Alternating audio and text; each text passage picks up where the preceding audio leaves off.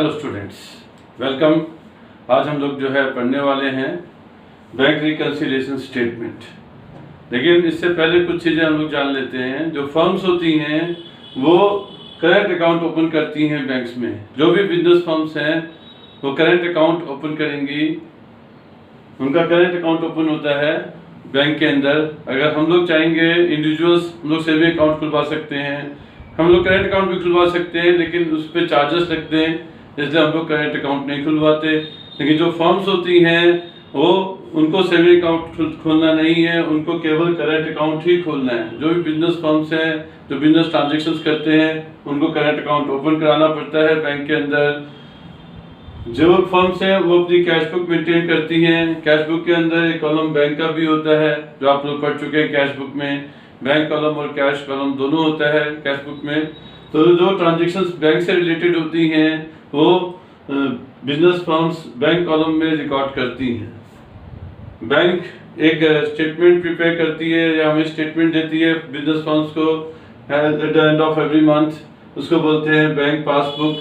Passbook के अंदर एक लेजर है ये, इसके अंदर सारी इंफॉर्मेशन जो भी फर्म के अकाउंट से रिलेटेड होती हैं वो बैंक प्रोवाइड कराता है। मतलब बैंक जो भी ट्रांजेक्शन एंटर करता है वो पासबुक में एंटर करेगा। अगर फर्म ने पैसा जमा किया है तो बैंक उसकी एंट्री पासबुक में करके देगा। अगर इंफॉर्मेशन हमें चाहिए तो पासबुक में एंट्री करानी पड़ेगी।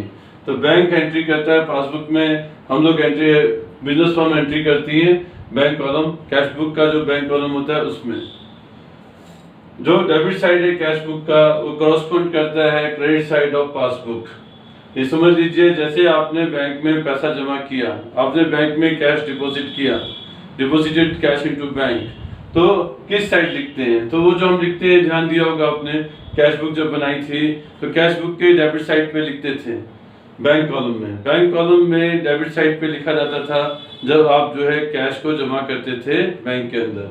तो जो डेबिट साइड में लिखा गया कैश बुक में, बैंक उसकी एंट्री जो करता है वो पासबुक के क्रेडिट साइड पे करता है।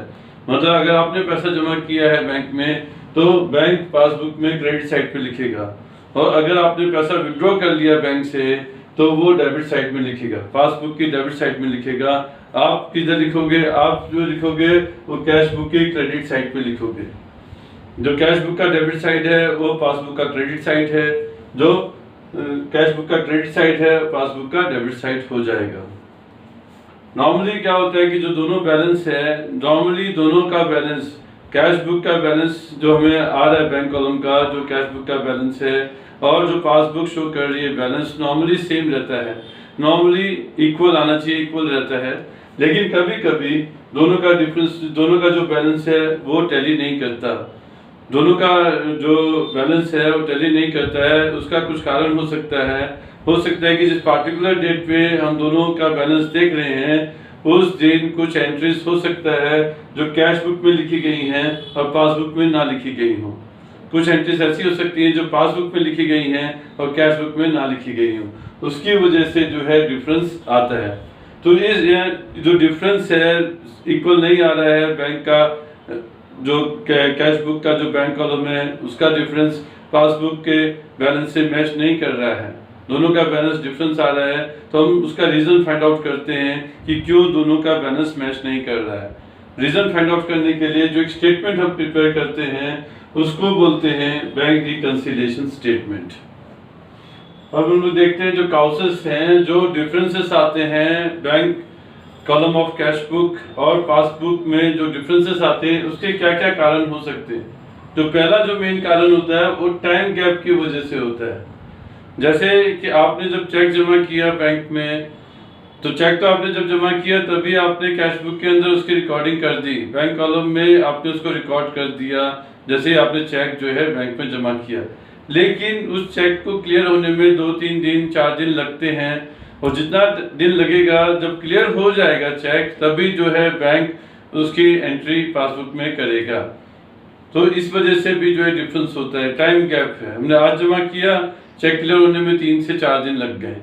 दूसरा कारण हो सकता है जो हमने जो चेक इशू किए थे, जो चेक हमने इशू किए हैं, हमने जो चेक काट के दिए किसी को और को पेमेंट के लिए, चेक इशू करके दिए, हमने चेक इशू कर दिया, हमने जिस दिन इशू किया चेक उसी दिन हमने कैश बुक में एंट्री कर दी, हमने बैंक कॉलम में एंट्री कर दी जिस दिन चेक इशू किया। लेकिन जिसको चेक हमने दिया हो सकता है कि उसने वो चेक बैंक में प्रेजेंट ही ना किया हो सकता है उसने 5 दिन बाद प्रेजेंट किया हो, या 4 दिन बाद किया हो, या 10 दिन बाद किया हो। जब भी वो चेक प्रेजेंट करेगा तभी बैंक जो है उसको ऑनर करेगा और उसकी एंट्री जो है पासबुक में करेगा। तो चेक तो आपने इशू किया तब आपने एंट्री कर दी, लेकिन जब चेक जो है बैंक के पास आएगा तो बैंक उसकी पेमेंट कर देगा, तभी बैंक जो है पासबुक में एंट्री करेगा। तो ये टाइम गैप होता है। तीसरा जो कारण है वो ये है कि जब आपने चेक जमा किया बैंक के अंदर, आपने एंट्री तो कर दी और वो चेक जो है डिसऑनर हो गया। चेक डिसऑनर हो जाता है तो उसकी जानकारी भी जो है पासबुक में कर दी जाती है, लेकिन हमें उसकी जानकारी बाद में मिलती है। जब हम बैंक से पासबुक लेके आएंगे तभी हमें उसके चेक के डिसऑनर होने की जानकारी मिलेगी, जिससे पहले हमें मिल नहीं सकती, क्योंकि बैंक के पास वो चेक था और वो डिसऑनर हो गया तो ये इन्फॉर्मेशन बैंक के पास रहती है। बैंक उसकी एंट्री पासबुक में कर देता है उसी समय।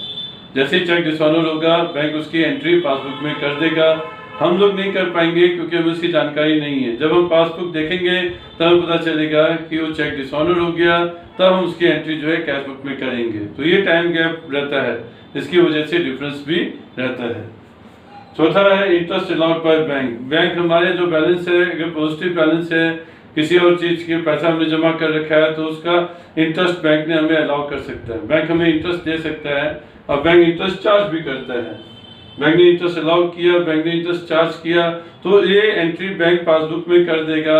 हमें जब उसकी इंफॉर्मेशन मिलेगी तब हम उसकी एंट्री कैश बुक में करेंगे। बैंक कुछ चार्जेस भी लगाता है, कुछ कमीशन भी चार्ज करता है, तो उसकी एंट्री जो है कैश बुक में नहीं होती, उसकी एंट्री पहले पासबुक में हो जाती है। बैंक उसकी एंट्री पासबुक में कर देता है। बैंक ने पासबुक में कर दिया तो जो है हमारे पास इंफॉर्मेशन नहीं है, हम जब पासबुक लेके आएंगे तभी इंफॉर्मेशन मिलेगी, तब जो है हम उसकी एंट्री कैश बुक में करेंगे। तो ये भी टाइम गैप की वजह से होता है। फिर कुछ कस्टमर्स होते हैं हमारे, जिनको हमने अपना अकाउंट नंबर दे रखा है, अगर उन्होंने डायरेक्टली जो है बैंक में डिपॉजिट कर दिया पैसा और हमें अभी इंफॉर्मेशन नहीं मिली है, तो हम लोग उसकी एंट्री कैश बुक में नहीं करेंगे जब तक कि हमें इंफॉर्मेशन नहीं मिलेगी। बैंक तो इंफॉर्मेशन कर देगा जब बैंक के पास वो इंफॉर्मेशन आएगी। तो पहले पासबुक में एंट्री हो चुकी है, कैश बुक में एंट्री नहीं हुई है। अच्छा, ये भी देख लेते हैं कि इनका जो डिफरेंसेस से क्या असर पड़ता है। तो चेक इशू किया था आपने प्रेजेंट करने के लिए, चेक इशू किया, जब भी चेक इशू किया आपने उसकी एंट्री जो है कैश बुक में कर दी। जब भी इशू किया उसकी एंट्री आपने कैश बुक में कर दी है। कैश बुक में करने से आपने जब इशू करेंगे तो कैश बुक को आपने क्रेडिट किया होगा। कैश बुक को क्रेडिट किया होगा तो अब इसको हमेशा हम क्या करेंगे, डेबिट करेंगे। ये ध्यान रखिएगा, चेक इशू करते वक्त आपने तो कैश बुक को क्रेडिट किया था, इसलिए अब जो है हम उसको डेबिट करेंगे। किसी भी चीज को जो भी आएगा उसको डेबिट कर दीजिए सीधा। चेक पेड इनटू बैंक, जब आपने पेड किया बैंक में तो आपने कैश बुक को डेबिट किया होगा, कैश बुक में डेबिट किया होगा। अब ठीक करने के लिए इसको क्या करेंगे, वो क्रेडिट नहीं हुआ है, ध्यान रखिए, नॉट येट बीन क्रेडिटेड। अगर वो क्रेडिट नहीं हुआ है तो आप क्रेडिट कर दीजिए, क्योंकि पहले डेबिट हो चुका है इसलिए आप उसको क्रेडिट कर दीजिए। Cheque paid into bank, bank में जब चेक पे किया तो आपने डेबिट किया होगा, इसलिए जब भी वो जो है डिसऑनर हो गया तो डिसऑनर में आप क्या करेंगे, उसको क्रेडिट कर देंगे। जब भी डिसऑनर होता है तो क्रेडिट कीजिए। चाहे आपने चेक किसी को भी इशू किया हो, बिल रिसीवेबल भी डिसऑनर होगा तो भी आप क्रेडिट करेंगे। Interest allowed by bank, bank ने इंटरेस्ट अलाउड किया तो बैंक ने क्रेडिट किया होगा, तब उसको क्या करेंगे, डेबिट कर देंगे। बैंक ने interest allowed by bank, bank ने इंटरेस्ट आपको दिया है, बैंक जब इंटरेस्ट आपको दे रहा है तो पासबुक को क्रेडिट कर रहा है, आपने उसको कैश बुक को डेबिट कर देना है। Interest charge by bank, charge हो रहा है, इंटरेस्ट चार्ज हो रहा है मतलब बैंक डेबिट कर रहा है, तो हम क्या करेंगे, इसको क्रेडिट कर देंगे। ठीक करने के लिए क्रेडिट करेंगे। बैंक चार्जेस सब डेबिट होते हैं। बैंक चार्जेस मतलब डेबिट कर रहा है बैंक हमारे अकाउंट को, हमने जब कैश बुक में एंट्री करनी है तो कहाँ लिख देनी, क्रेडिट साइड पे। Direct deposited by customer, customer ने हमारे अकाउंट पे डायरेक्ट डिपॉजिट कर दिया। मतलब ये है कि जब डायरेक्ट डिपॉजिट किया कस्टमर ने हमारे बैंक में, तो हमारे अकाउंट को क्रेडिट किया होगा। अब हम उसको क्या करेंगे, डेबिट कर देंगे।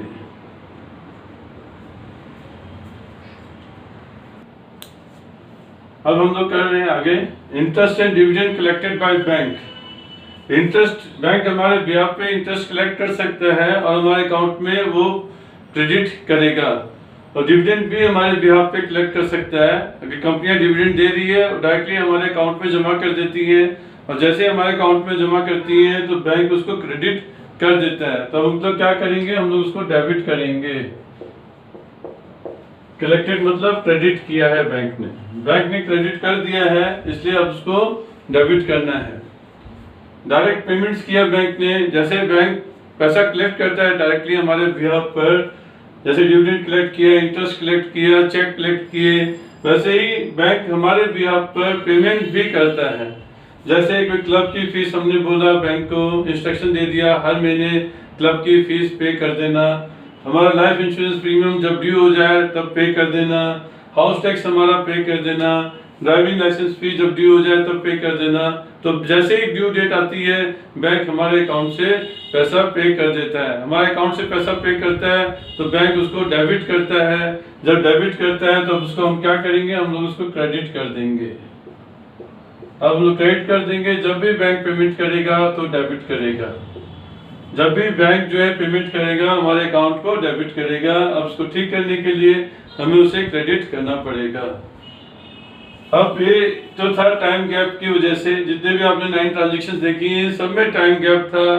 मतलब आज हम चेकबुक, पासबुक, कैशबुक में रिकॉर्डिंग कर रहे हैं, आज अगर हम कैशबुक में रिकॉर्डिंग कर रहे हैं तो कुछ दिनों के बाद पासबुक में एंट्री हो रही है, और आज पासबुक में एंट्री हो रही है तो कुछ दिनों के बाद जो है कैशबुक में एंट्री हो रही है। तो वो जो गैप है वो टाइम गैप की वजह से डिफरेंस नजर आएगा। अब दूसरा जो काउज होता है वो एरर्स की वजह से हो सकता है। जब आप ट्रांजैक्शंस को रिकॉर्ड करते हैं तो गलती हो सकती है, गलती फर्म से भी हो सकती है, गलती बैंक से भी हो सकती है, किसी से भी गलती हो सकती है। जैसे गलती देखें तो चेक इशू किया आपने जब चेक इशू कर दिया लेकिन उसकी एंट्री करना भूल गए कैशबुक में। जब चेक इशू किया है लेकिन कैशबुक में एंट्री, क्योंकि फर्म कर रही है तो फर्म तो कैशबुक में ही एंट्री करती है, और फर्म जो एरर करेगी वो कैशबुक में ही करेगी। इसलिए चेक इशू किया लेकिन उसको जो है रिकॉर्ड करना भूल गए, यानी कि उसकी एंट्री कैशबुक में करना भूल गए। तो चेक इशू करते हैं, तो जब चेक इशू करते हैं तो कैशबुक में हम क्रेडिट करते हैं। जब भी चेक हम किसी को इशू करेंगे तो हम चेक कैशबुक में क्रेडिट साइड पे लिखेंगे, और क्रेडिट साइड पे लिखना भूल गए हैं, ओमिट कर दिया है, इसलिए अब हम क्या करेंगे, इसको क्रेडिट कर देंगे, लिख देंगे, क्रेडिट साइड पे लिख देंगे, लिखना भूल गए हैं।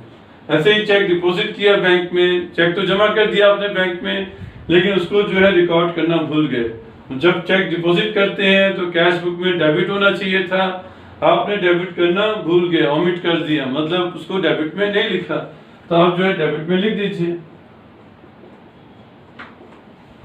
और तीसरी जो गलती होती है बेसिकली वो टोटलिंग एरर्स होते हैं।